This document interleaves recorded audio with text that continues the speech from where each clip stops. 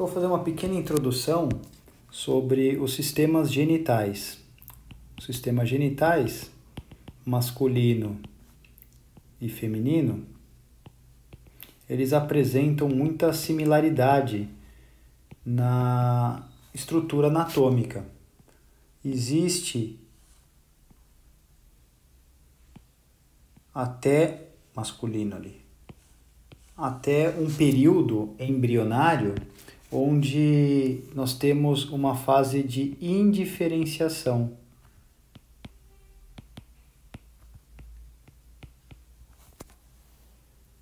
Acontecendo para que os genitais aí se formem de forma adequada.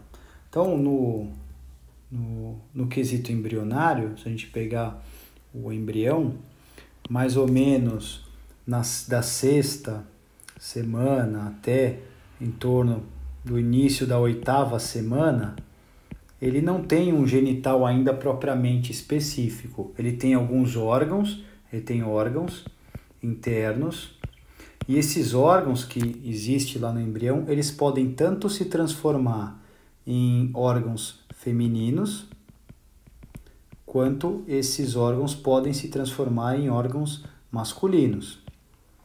Tudo vai depender de uma sinalização, tá? Genética, que vai gerar um fator de alteração e a produção de hormônios específicos. Então, o que acontece na maior parte dos casos, né, de forma normal, para não entrar em detalhes também da genética?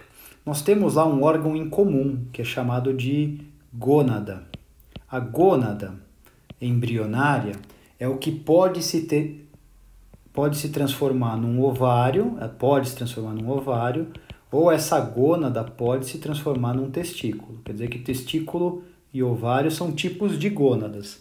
O ovário é a gônada feminina e o testículo é a gônada masculina. Mas no período lá da sexta semana até a oitava semana, essa gônada ela não teve a sua diferenciação. Ela não se transformou nem num ovário nem num testículo.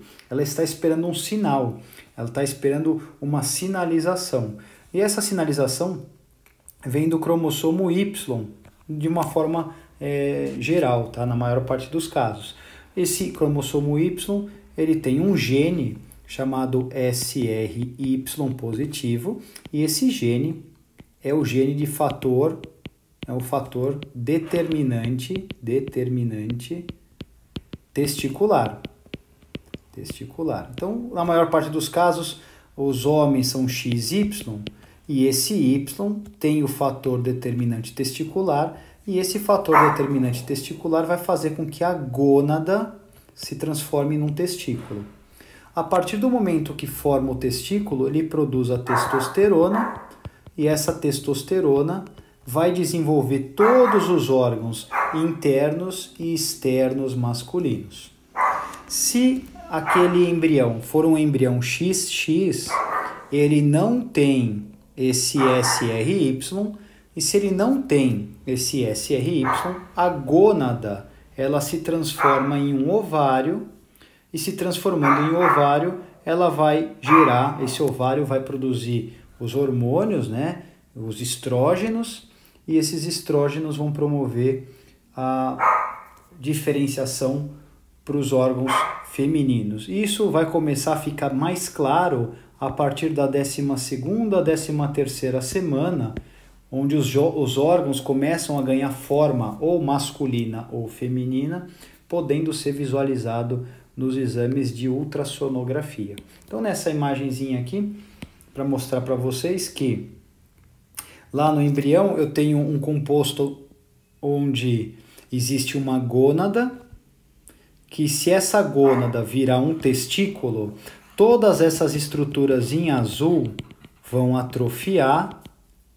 Então essas estruturas em azul formariam o feminino, vão atrofiar, e eu vou desenvolver as estruturas aqui, esses tubos em vermelho, que formam os órgãos masculinos. Então eu tenho o desenvolvimento desse tubo em vermelho, que é o ducto de Wolff, O ducto de Wolff forma os órgãos masculinos. E eu tenho a atrofia do azul, que é o ducto de Miller, que forma os genitais femininos. Isso se virar um testículo. E se não virar um testículo essa gônada? Se virar um ovário, se eu tiver essa gônada virando um ovário, todo o ducto de Wolff, que é esse ducto em vermelho, esse ducto atrofia, e eu tenho o desenvolvimento do ducto de Miller, que é o azul, e o ducto de Miller vai desenvolver para formar os genitais femininos. Então, sempre tem estruturas pareadas. Nós podemos falar o seguinte, num quadro.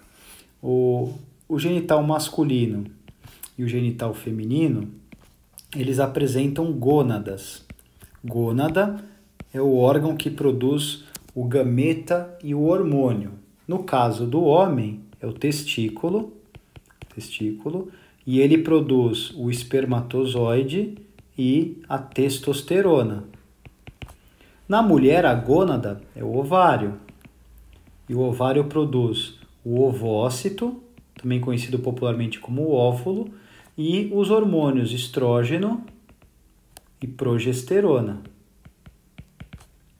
O testículo, para produzir o espermatozoide, ele tem que ter uma temperatura mais baixa, por isso que o testículo saiu do corpo, ficou exposto, ficou lá no escroto, não está dentro de uma cavidade. E o testículo ele produz constantemente, já o ovário produz isso de ciclo, que é o chamado ciclo menstrual.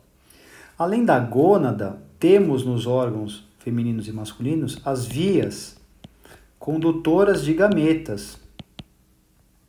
Ou seja, quais são os órgãos que conduzem os gametas no homem? Quem conduz o espermatozoide no homem? É o epidídimo, o ducto deferente, que é onde faz a vasectomia, o ducto ejaculatório e a uretra. Já na mulher, a via que conduz o gameta, a via que conduz o ovócito, é a tuba uterina, chamada antigamente de trompa de Falópio, tuba uterina. E nessa tuba uterina é onde acontece o processo de fecundação. É onde o espermatozoide encontra com o ovócito. Bom, eles têm gônadas, vias condutoras de gameta. O que mais eles têm? Os dois sistemas. Então vamos por aqui, homem e mulher. O que eles têm? Eles apresentam glândulas. No caso, o homem tem a próstata. A mulher tem uma glândula semelhante à próstata, chama glândula parauretral. É a próstata feminina, não do mesmo jeito que a do homem, mas é um resquício. O homem tem a glândula chamada seminal e a glândula conhecida como bulbo uretral.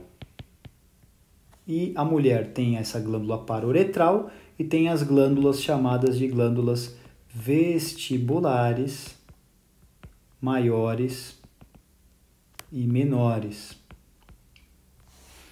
Além disso, o sistema apresenta estruturas que entram em ereção, então órgãos que são eréteis.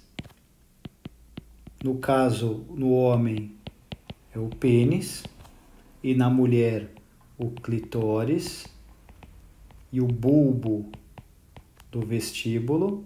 O bulbo do vestíbulo é uma estrutura mais interna e o clitóris ele se expõe.